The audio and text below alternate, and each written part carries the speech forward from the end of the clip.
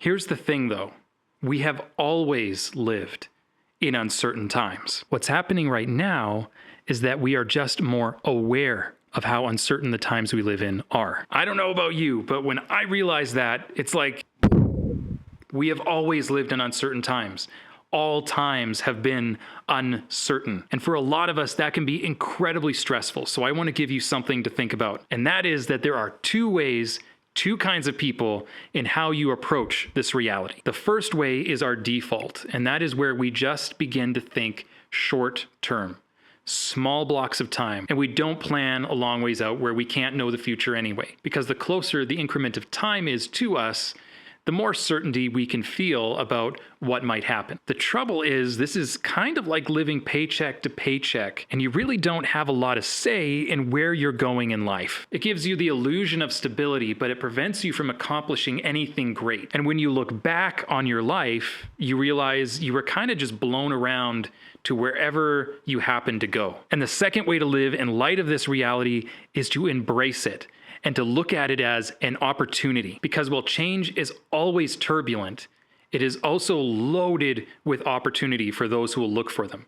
And at minimum, an opportunity for us to grow in our personal life. And we see a snippet of that in how businesses and families and individuals and communities reacted to the uncertainty that was brought on by COVID and the government interference that was happening. Most businesses turtled.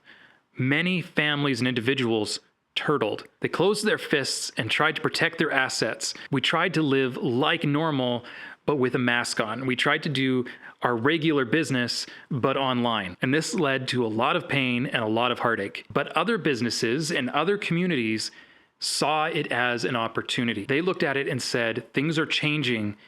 There's going to be new ways to do things. They looked at what was happening and said, how can I take advantage of this? How can I make something better than was before in light of this new reality? And there are businesses that did this and they exploded. They boomed. There are whole communities that did this, like Lacrete. And there are small pockets of communities that have formed where there was no community before, where people were distant before, and now they gather monthly or weekly to discuss how we're going to defend our freedoms. If you're like me, you're fully aware that this rodeo isn't over yet. And so the question is, when the next thing comes, whatever it is, when the next uncertainty comes, and there will be so much more uncertainty in the future, there's already so much uncertainty right now, how do we take it and run with it? How do we take that uncertainty and embrace it as an opportunity? Because there is so much opportunity right now because of the actions of some out there to destroy our future, to destroy our liberty, to reform society. There is also an opportunity to take advantage of that and create an even better society than what we had. I don't want to go back to what we had before, because what we had before was in need of reform. And those reforms were going to take decades and decades and decades. And right now there are opportunities for things to happen that I didn't think I would ever see happen in my lifetime. We just need to keep our eyes open and ears to the ground, because I believe right now is full of opportunity.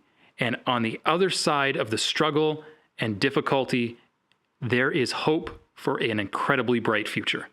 If you are a lover of freedom and you are concerned about the current state of freedom in the world and the future we are leaving to our children, then I have more videos just like this one. Don't keep this video to yourself. Please consider sharing it so that it can encourage others as well.